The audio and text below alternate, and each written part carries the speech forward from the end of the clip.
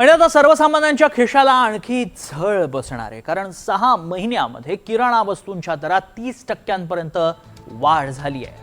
इंधन दर वाढ, वाहतूक खर्चातील वाढ, कच्च्या मालाचा वाढलेला खर्च आणि बाजारातील मागणी यामुळे या किराणा सामानाच्या दरामध्ये मोठी वाढ झाल्याचं दिसतंय. त्यातच डाळी, धान्य, साखर, शेंगदाणे, खाद्यतेलाच्या किमतीत झालेल्या वाढीनं प्रत्येक कुटुंबाचा मासिक किराणा खर्च हजारो रुपयांनी वाढलाय आणि यामुळे सर्वसामान्यांचा खिसा रिकामा होतोय. तर किराणा मालाला एक प्रकारे महागाईची फोडणी असं म्हणू शकतो, कारण शेंगदाणे जानेवारीचे दर होते 145 रुपये प्रति किलो, आता जुलैचे दर आहेत 160 रुपये प्रति किलो, जवळपास 15 रुपयांची वाढ. मूगडाळ 120 रुपये जानेवारीचा दर होता, 125 रुपये जुलैचा दर, 5 रुपयांची वाढ झालेली आहे. तर मसूर डाळ आपण पाहिली तर जानेवारी मधला दर होता 220 रुपये प्रति किलो, जुलैचा दर 245 रुपये प्रति किलो, अर्थात 25 रुपयांची वाढ.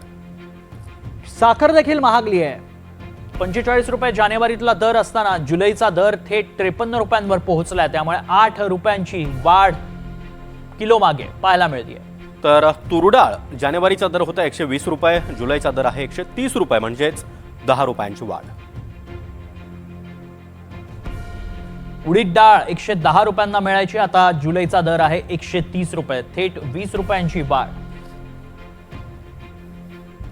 मसूर डाळ जर पाहिली तर जानेवारीचा दर 90 रुपये, आता थेट 120 रुपयांवर मसूर डाळ पोहोचली, त्यामुळे 30 रुपयांची वाढ पाहायला मिळते. चणा डाळ 80 रुपये, जुलैचा दर 95 रुपये, वाढ 15 रुपये.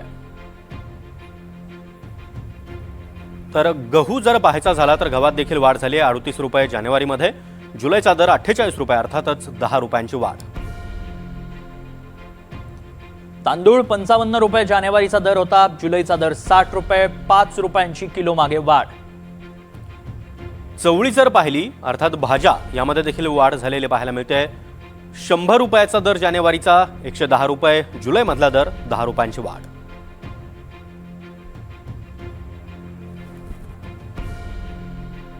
बाजरी 30 रुपये आणि आताचा जुलैतला दर 40, म्हणजेच 10 रुपयांची वाढ.